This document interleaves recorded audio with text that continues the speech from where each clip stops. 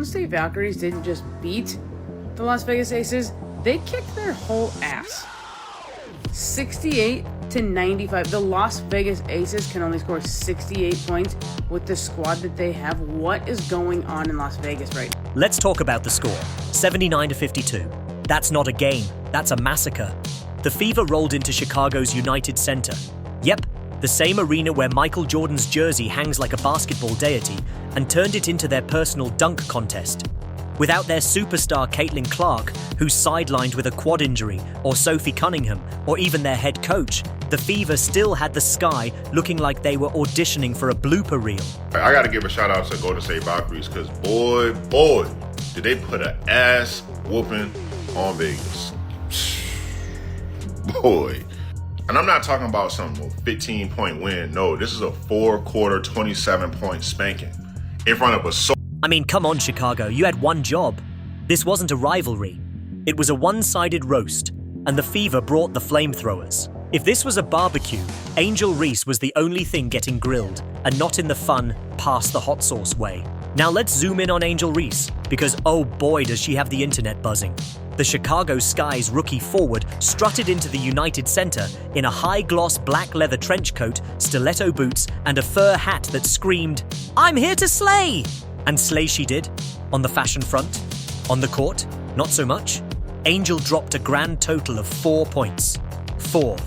That's less than the number of TikToks you scroll through while waiting for your coffee. She shot 2 for 7 from the field, a chilly 28. 6%, and while she snagged 12 rebounds, it felt more like she was desperately grabbing at straws than making a real impact. It's like she showed up to a potluck with a bag of chips and expected everyone to call her a chef. In the Valkyries, whatever you want to say, like, if anything, even if it's just a passing interest, there are people that are interested in the Valkyries. And they destroyed the Aces. I mean this when I say Angel baby, rebounds are cute, but points win games. And right now, your stat line's giving participation trophy vibes. Meanwhile, the Indiana Fever were out here playing like they had a point to prove. Kelsey Mitchell led the charge with 17 points, shooting 5 of 11, and the team's defense was so locked in, they held the Sky to 15 points or less per quarter. That's not defense. That's a straight-up lockdown.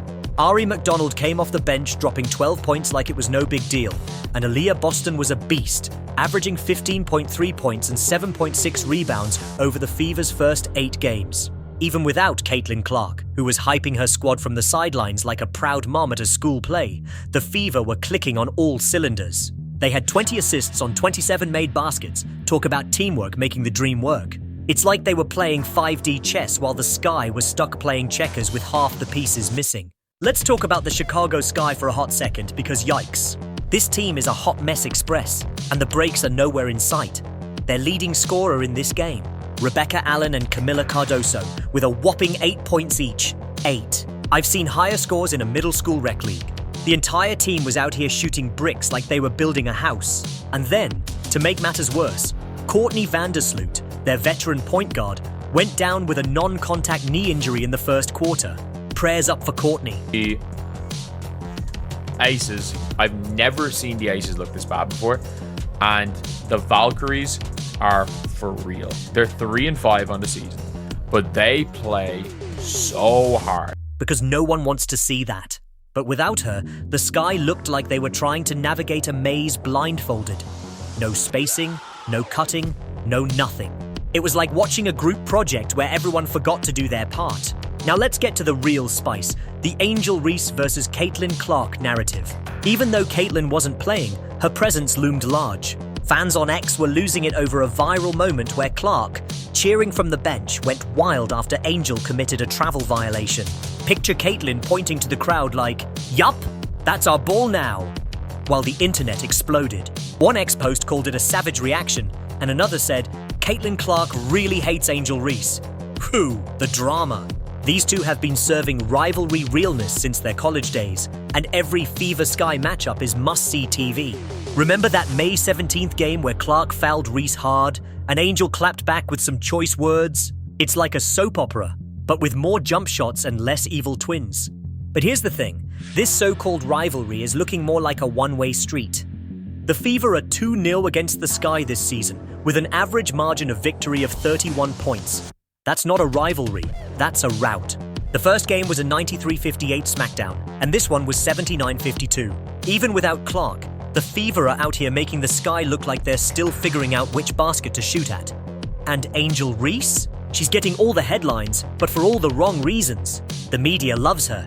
Vogue cover, catchy Chai Barbie nickname, and a social media following that rivals influencers. But on the court, she's giving more hype than hoop. It's like she's starring in a blockbuster movie, but the script's still in draft mode. I think that's the first time in your tenure in Las Vegas. Has there been a common denominator, a similarity between those games? The one was in Seattle, I believe. Yeah, following people around defensively, being really soft mentally, just letting people come out and punk us, hit us, grab us. Let's break it down with a quick analogy. Angel Reese's game right now is like an Instagram post with a fire caption but a blurry photo. Sure, it gets likes, but is it really delivering? Those 12 rebounds are the caption. Flashy, attention-grabbing, but not the full picture. The blurry photo, her 4 points and shaky defense. Meanwhile, the Fever are out here posting crystal clear 4K content, racking up wins and making statements. And don't get me started on the fans. Some are ride or die for Angel, shouting about her hustle and potential, while others are like, "Sis, you're missing layups from 2 feet." One ex-post summed it up perfectly. Angel Reese has single-handedly devalued the points rebound double-double to a comical level. Whining instead of buckling down and saying like, okay, that's what's going to be, then let's go. And I told them in there, I said, we have effort. Savage. So what's the deal with Angel's hype? It's like she's mastered the art of being famous for being famous. She's got the charisma, the fashion, the trash talk, everything but the consistent game to back it up. Candace Parker, WNBA legend, even weighed in, telling Jameli Hill that Angel could learn a thing or two from Caitlin Clark's rookie impact. Ouch. That's like your mom saying, "Why can't you be more like your sister?" The Fever, even shorthanded, are playing with a swagger that says, "We don't just win, we dominate." Their social media trolling after the game was chef's kiss, with posts that basically said, "Sky who?" It's the kind of confidence that makes you wonder if they're practicing victory dances in the locker room. Now, let's not completely dunk on Angel. She's young, she's learning, and she's got potential. But potential is like a gift card. You gotta use it before it expires. Right now, her game's stuck in the work-in-progress phase, and the clock's ticking. The Sky are 2-5, and with injuries piling up and no clear game plan, they're looking more like a reality show than a basketball team. If Angel wants to live up to the hype, she's got to start putting up points, locking down defense, and showing she's more than just a rebound machine. Because right now, she's like a DJ who keeps playing the same song, impressive at first, but eventually, everyone's like, "Can you switch it up?" For the Fever, this game was a statement. Plan, the habits, that's your head. And right now, we not only have a heart issue, but it's letting us affect our head issue. But I'm not going to coach effort. It's just one thing I can't deal with. They're 4-4, building momentum and proving they're more than just Caitlin Clark's team. Aaliyah Boston's efficiency is off the charts, shooting 78% over her last 4 games. Kelsey Mitchell's dropping buckets like it's her day job, and Ari McDonald's proving the bench is just as dangerous. Even their interim coach, Austin Kelly, got his first WNBA win, and the team celebrated like they'd just won the lottery. Clark was right there, dousing Kelly with water and hyping up the squad on Instagram. That's the kind of energy that makes you want to run through a brick wall for your team. So, what's next? The Fever and Sky face off again on July 27th, and if Clark's back, it's gonna be a show. Will Angel step up and prove she's more than a rebounding fashion icon? Or will the Fever keep treating the Sky like their personal punching bag? One thing's for sure, this rivalry is giving more comedy than competition right now. The Sky need to figure out how to space the floor, make shots, and maybe, just maybe, remind Angel that basketball's about scoring, not just looking good in the tunnel. Until then, Fever fans are eating good, and the rest of us are just here for the memes. I guess I'm in charge of your playing time, so that's the one way I can affect it. But, I've never been a coach to pull for mistakes, but I will pull for effort. Becky, I'm Morris Phillips, Sports Radio. The Chicago Sky, led by their rookie sensation Angel Reese, are ready to defend their home turf against the Indiana Fever. But the Fever? They're walking in short-handed, missing their superstar Caitlin Clark, sidelined with a quad injury, sharpshooter Sophie Cunningham, and even their head coach Stephanie White. You'd think the Sky would have this in the bag, right? Wrong. Dead wrong. The Fever didn't just win, they annihilated the Sky 79-52 in a game that felt more like a public humiliation than a basketball match. If this was a barbecue, the Sky were the only thing getting grilled and not in the fun, pass the hot sauce way. Let's talk about that score for a second. 79-52. That's not a game, that's a massacre. That's the kind of scoreline you see when your little cousin challenges you to a one-on-one and you're not even trying. The Fever rolled into Chicago and turned the United Center into their personal dunk contest. No superstars required. They could have called the dogs off and still won by 40. Instead, they dialed it back to a measly 27-point blowout. And I'm over here wondering if they were just being polite. Kelsey Plum won't never come out loud and sit here and say she happy to be the #1 dog, not be able to drive her own car at her own speed. But you could tell in her body language that she was absolutely happy to be able to do what she want out on the floor and just really get to her spots, really run her team the way she wants. This wasn't a rivalry. It was a one-sided roast, and the Fever brought the flamethrowers. The Sky? They were out here looking like they forgot the playbook, the ball, and maybe even their own names. Now let's zoom in on the star of the show, or at least the one who's supposed to be. Angel Reese, the Chicago Sky's rookie forward, strutted into the arena like she was headlining Paris Fashion Week. Picture this, a high-gloss black leather trench coat, stiletto boots, and a fur hat so extra it probably has its own Instagram account. She's serving looks, serving vibes, serving everything, except points.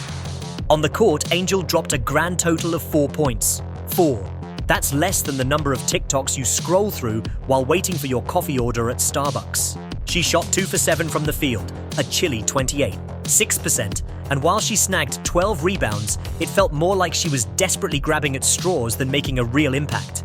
It's like she showed up to a potluck with a bag of chips and expected everyone to call her a chef. Angel baby, rebounds are cute, but points win games, and right now your stat line's giving participation trophy vibes. Meanwhile, the Indiana Fever were out here playing like they had a point to prove. Kelsey Mitchell was the ringleader, dropping 17 points on 5 of 11 shooting, including 3 triples that had the Chicago crowd quieter than a library during finals week. The success hasn't yet translated into overall success for the LA Sparks. Not seeing as many wins as we'd assume with the amount of stats that she's putting up. I mean, she is exactly what the Sparks needed. She's able to read the floor, make plays. Also, Aaliyah Boston was a straight-up beast, posting 14 points and 10 rebounds, continuing her season-long tear where she's averaging 15.3 points and 7.6 rebounds over the Fever's first 8 games. Even Ari McDonald came off the bench like she was auditioning for the All-Star game, dropping 12 points and snatching souls.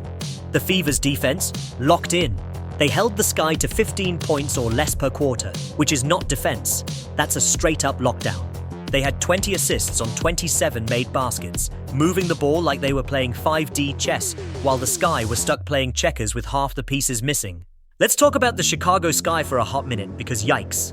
This team is a hot mess express, and the breaks are nowhere in sight. Their leading scorers in this game, Rebecca Allen and Camila Cardoso, with a whopping 8 points each. 8. I've seen higher scores in a middle school rec league. And then, to make matters worse, Courtney Vandersloot, their veteran point guard and one of the WNBA's all-time assist leaders, went down with a non-contact knee injury in the first quarter. Prayers up for Courtney, because no one wants to see that. But without her, the Sky looked like they were trying to navigate a maze blindfolded, in the dark, with no map. A very consistent offensive force and she's Kelsey Plum. And so after ESPN's article came out, the conversation around MVP and Kelsey Plum have been sort of happening at the same time. With a lot of people saying that while it may be way too early, no spacing, no cutting, no nothing. It was like watching a group project where everyone forgot to do their part, and the presentation's due in 5 minutes. Now let's get to the real spice, the Angel Reese versus Caitlin Clark narrative. Even though Caitlin wasn't playing, her presence loomed large, like a ghost haunting the United Center. Fans on X were losing their minds over a viral moment where Clark, cheering from the bench, went absolutely feral after Angel committed a travel violation in the third quarter. Picture Caitlin pointing to the crowd, hyping up her squad, and basically saying, "Yup, that's our ball now." The internet exploded. One X post called it a savage reaction, with 12K likes and counting. Another user straight up said, "Caitlin Clark really hates Angel Reese. Whew, the drama." These two have been serving rivalry realness since their college days at Iowa and LSU, where they faced off in the 2023 NCAA Championship. Remember Angel's iconic "You Can't See Me" taunt after LSU's win? Being one of them, she now plays for the LA Sparks after playing 6 seasons with the Las Vegas Aces. And while it's super early into the season, I mean, it's only been 2 weeks, Kelsey Plum has been thriving in LA. She's currently averaging 25.2. Every Fever Sky matchup is must-see TV, like a soap opera with more jump shots and fewer evil twins. Flashback to their May 17th game this season, where Clark fouled Reese hard on a drive to the basket, and Angel clapped back with some choice words that had lip readers working overtime. The refs had to step in, and the X timeline was a war zone of memes and hot takes. One fan posted, "Angel Reese talking trash while her team's down 20 is peak comedy." Another said, "Caitlin Clark's out here playing chess, and Angel's still learning checkers." The Fever won that game 93-58, and this latest 79-52 beatdown just poured salt in the wound. The Fever are 2-0 against the Sky this season, with an average margin of victory of 31 points. That's not a rivalry, that's a rout. It's like watching a lion chase a gazelle, except the gazelle keeps tripping over its own hooves. So, what's the deal with Angel Reese? Why is she getting all this hype when her game's stuck in neutral? Points per game. Currently the second highest in the league, followed only by Nafisa Collier. She also has a career best 5.5 assists per game. And while Kelsey's success hasn't yet translated into overall success for the LA Sparks, let's break it down. Angel's got the full package, off the court at least. She's got a Vogue cover, a catchy Chai Barbie nickname, and a social media following that rivals top influencers, with 3.2 million Instagram followers and counting. Her pre-game tunnel fits are straight fire, turning the United Center's hallway into a runway. She's got endorsement deals with Reebok, Good American, and even a cameo in a Cardi B music video. The girl's a brand, a vibe, a whole moment. But on the court, it's a different story.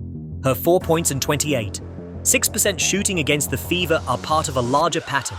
Through 7 games this season, she's averaging 11.1 points on 39.4% shooting with 9.7 rebounds. Solid rebounding, sure, but those scoring numbers. We'd assume with the amount of stats that she's putting up, I mean, she is exactly what the Sparks needed. She's able to read the floor, make plays, also being a very consistent offensive force, and just, I mean, she's Kelsey Plum. And so they're giving bench player energy, not superstar. It's like Angel's game is an Instagram post with a fire caption, but a blurry photo. The rebounds are the caption. Flashy, attention-grabbing, but not the full picture. The blurry photo, her scoring, her defense, her overall impact.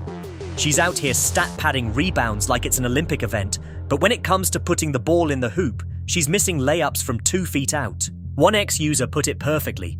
Angel Reese has single-handedly devalued the points rebound double-double to a comical level. Savage. Another fan tweeted, "Angel's out here collecting rebounds like they're Pokemon cards, but points? Those are in another region." The shade is real, and it's not entirely undeserved. Basketball's about results, and right now, Angel's results are more meh than MVP. Let's compare her to the Fever's stars for a second, because the contrast is stark. Aaliyah Boston, the Fever's 2023 #1 pick, is averaging 15.3 points and 7.6 rebounds on 50.8% shooting. She's efficient, physical, and a defensive anchor with a +5. 2 net rating that screams, "I'm here to win." after ESPN's article came out, the conversation around MVP and Kelsey Plum have been sort of happening at the same time. With a lot of people saying that while it may be way too early, Kelsey Plum is currently Kelsey Mitchell, the Fever's veteran guard, is dropping 16.8 points per game, including 37.5% from 3. Even Ari McDonald, a bench player, is shooting 44.4% from the field and making clutch plays. Meanwhile, Angel's out here with 4 points and a stat line that's more aesthetic than effective. It's like she's playing a different game, maybe WNBA hide and seek, because she's nowhere near the action when it matters most. The media's eating it up though. ESPN, Bleacher Report, and even Vogue can't stop talking about Angel. She's got the charisma, the trash talk, the off-court drama that makes headlines. Candace Parker, WNBA legend and 3-time champion, weighed in on Jameli Hill's podcast, saying Angel could learn a thing or two from Caitlin Clark's rookie impact. Ouch.